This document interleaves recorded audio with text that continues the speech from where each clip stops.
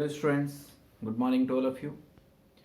Students, our today's topic is collision in unit 4 work, energy and power.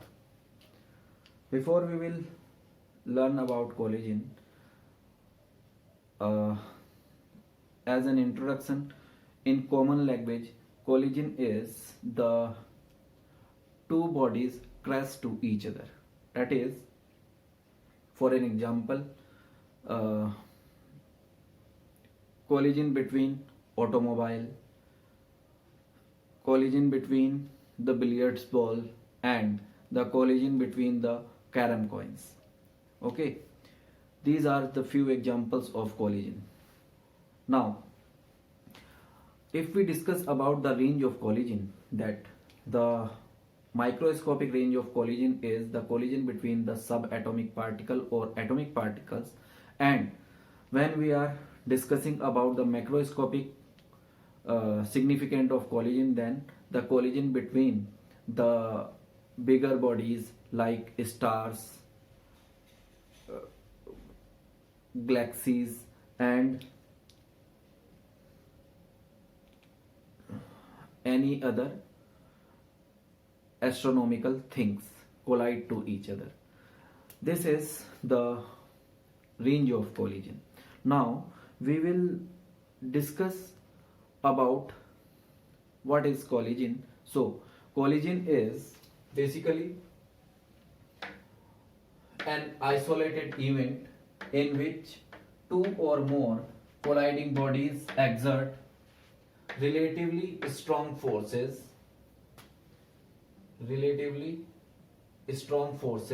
on each other for a relatively small interval of time. It is most important thing is the forces applied by one body to the another for a very small time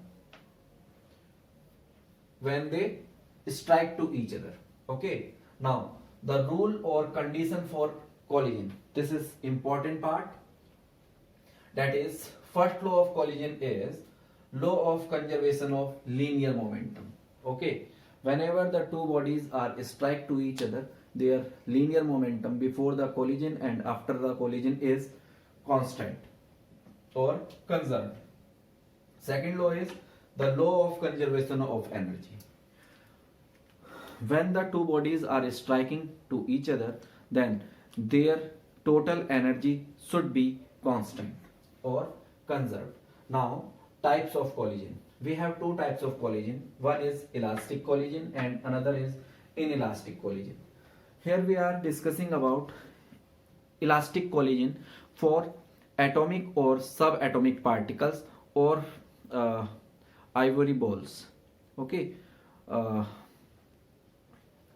In the atomic particle or microscopic particle, if the two particles or antiparticles collide to each other, then because of their small size, we cannot assume how much is the change in its size after the collision. So in this microscopic collisions, we are taken as the collision is perfectly elastic.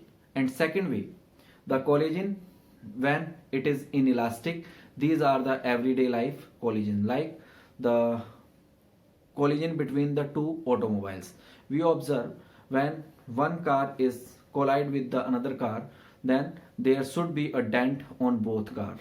Okay, then in elastic collision there should be a change in the configuration in the object which are collide to each other. Now, elastic collision, a collision in which there is no loss of kinetic energy, is called an inelastic collision.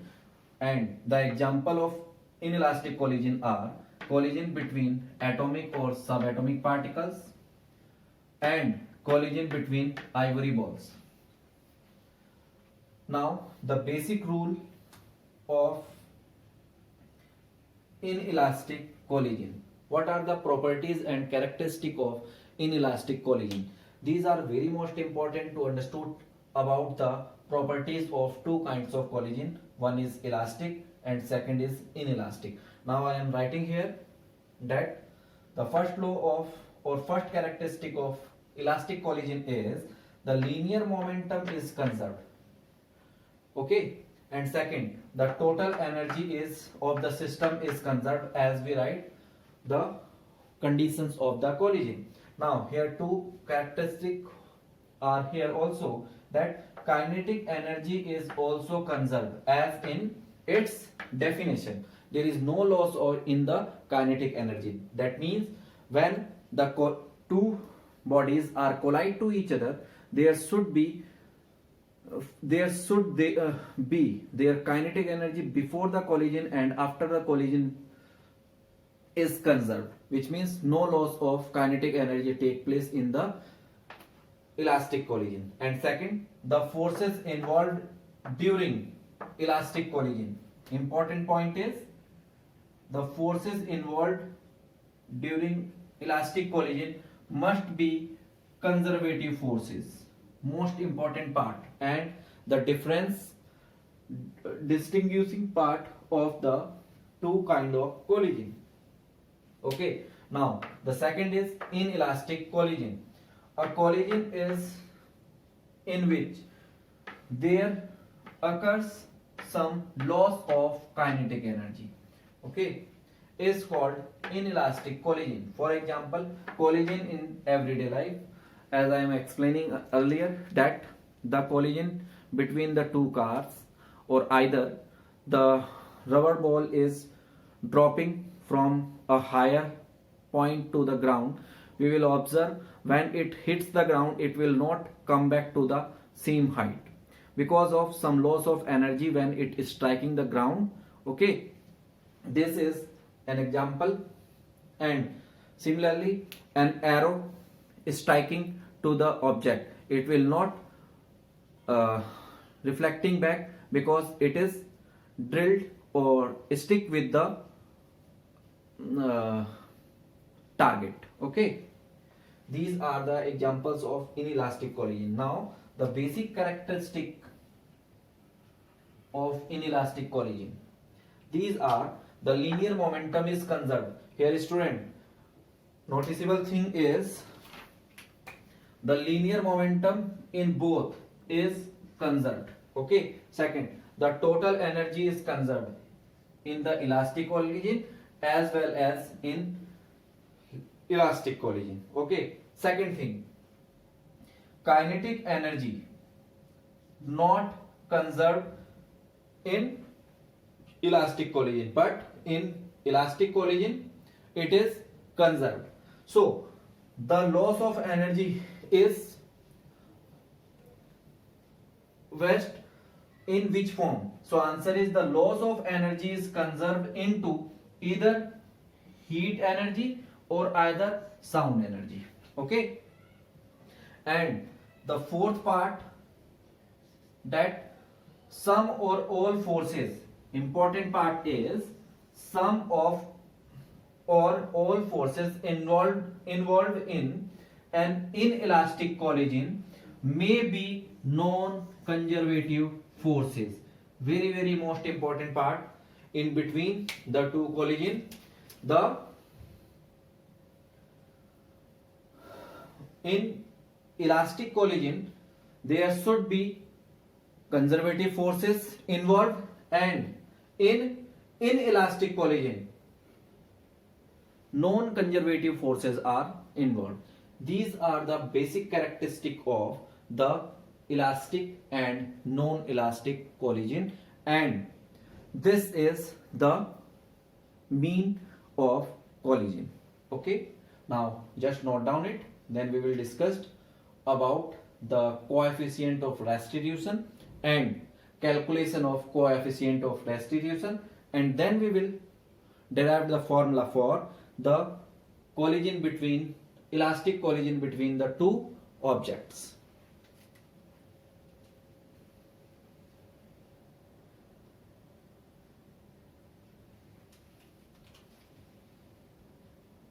Okay students, now next we have coefficient of restitution or coefficient of resolution. Okay, this Coefficient of restitution of a collision is defined as the ratio of relative velocity of separation. Important point is ratio of relative velocity of separation after collision to the relative velocity of approach before collision.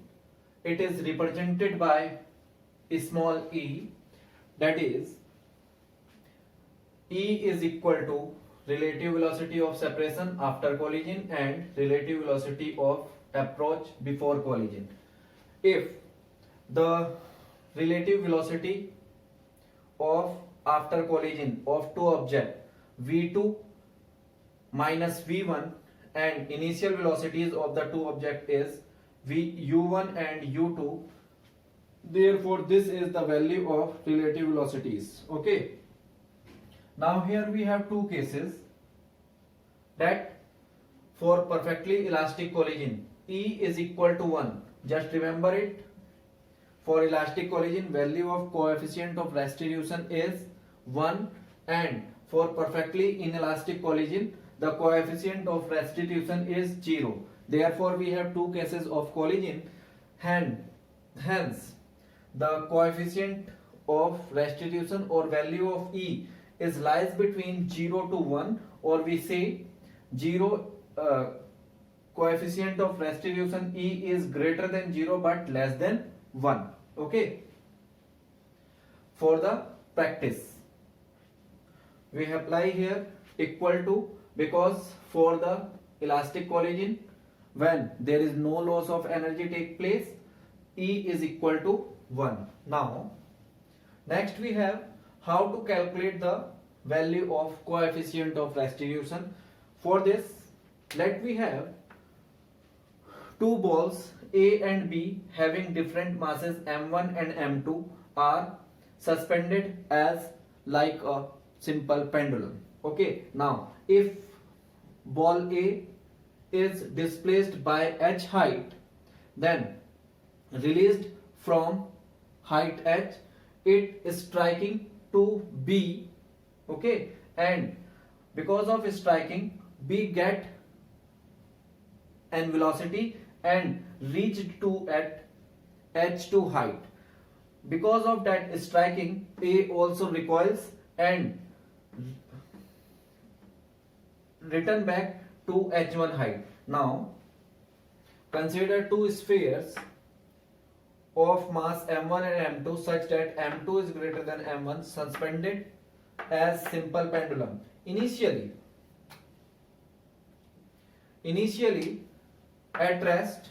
Now if sphere A is displaced to h height and released from there, from here raised to h height and released from there, then the velocity acquired by A before by object A before striking B is u. According to the third equation of motion, you can calculate the equation of motion is v square minus u square is equal to 2gs. Okay, so here s is h, we are using here value of acceleration is g because under the effect of gravity, when we release from here it tries oscillation because of, or it acquired velocity because of due to acceleration of gravity. Therefore initial velocity when it reached at here is 0 and this v is u1. Okay, before striking, then we get the result u1 is equal to under root 2gh, but B is at rest, so initial velocity of B is u2 is equal to 0. Now on collision when A is striking to B. Clear? When A is strike to B, we get or we observe that B is displaced to h2 height. Okay, that is acquired a height h2 and recoil back to A. Okay, and B is also recoiled after the striking because the object B has heavier mass, then it will return back or apply a reaction in the backward direction. Because of the reaction of B after striking or after collision, A also return back to h1 height. Okay, now according to the same, V square minus U square is equal to 2gh by third equation of motion. We can calculate the velocity after collision. These are the velocity after collision, because here we are using the word on collision. This is the case of after collision. Okay, after,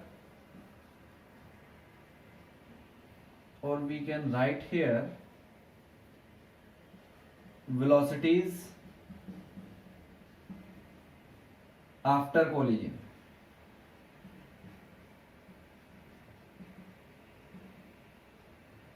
Okay, V1 acquired the back velocity, that recoiling velocity, that is to h1 height, which is calculated by this formula, is under root 2g h1, and V2 acquired a height or displaced by a height h2. Therefore, according to the third equation of motion, the second object getting a velocity V2. Now, according to the definition of coefficient of restitution, the difference between the relative velocity of second object to the first to the divided by the initial velocity of object 1 to the this. So we are putting these value, V2 minus V1, we have V2 this and V1 this, and U1 is equal to under root 2gh and U2 is 0. By solving it, by taking under root 2gh common from the 2 and here also, then 2gh is cancelled and we get the value of coefficient of restitution is under root h2 minus under root h1 to the ratio of h1.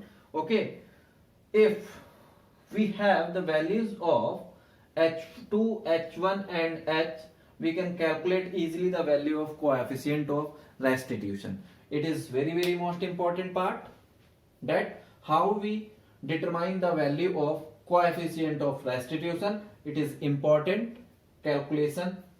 Okay, note down it.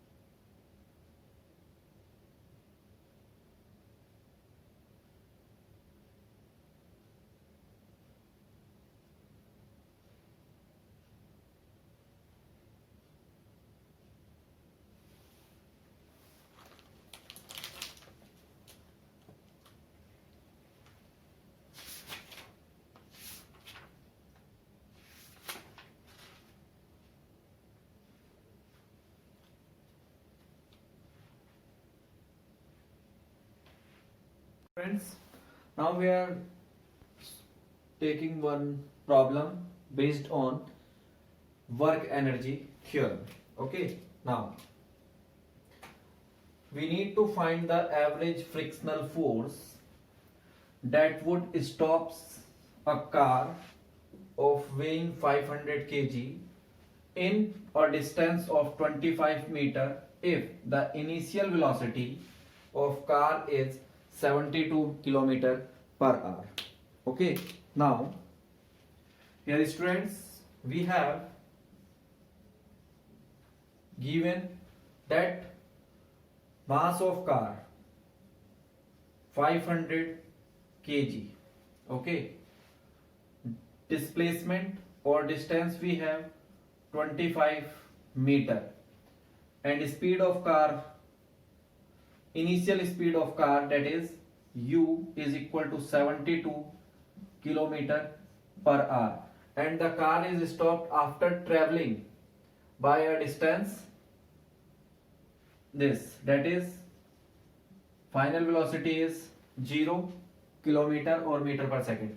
Because this is SI unit and mass is also in SI unit, so we need to calculate initial velocity is also in SI unit, that is 72 into 5 by 18 meter per second. Okay, here we are using 1 kilometer per hour is equal to 5 by 18 meter per second. Okay, now by solving this 4 times, we get the initial velocity is 20 meter per second. Okay, now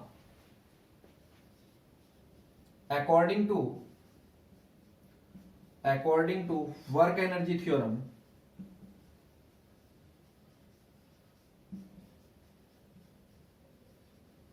okay,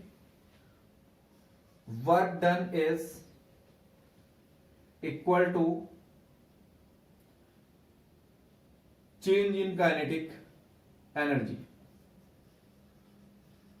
Change in kinetic energy, that is half mv square minus half mu square. Clear? Now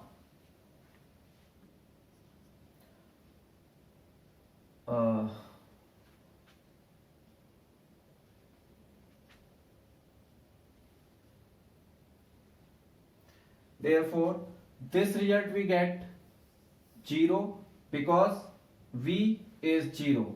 So 1 by 2 into 500 into 0 minus 1 by 2 into 500 into square of 20. Okay, now work done is given by force into displacement. Now we need to calculate force and displacement. We have 25, then minus 1 by 2, 500 into this value will become 400. Okay, this 25 cancel this by 20 time and this cancel by 10 time. Therefore force is equal to minus 10 into 400 is 4000 Newton. Okay, therefore the average frictional force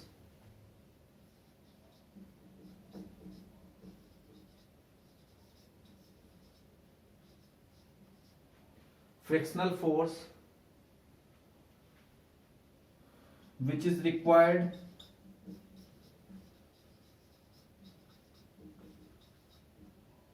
the car at 25 meter is 4000 Newton. Okay,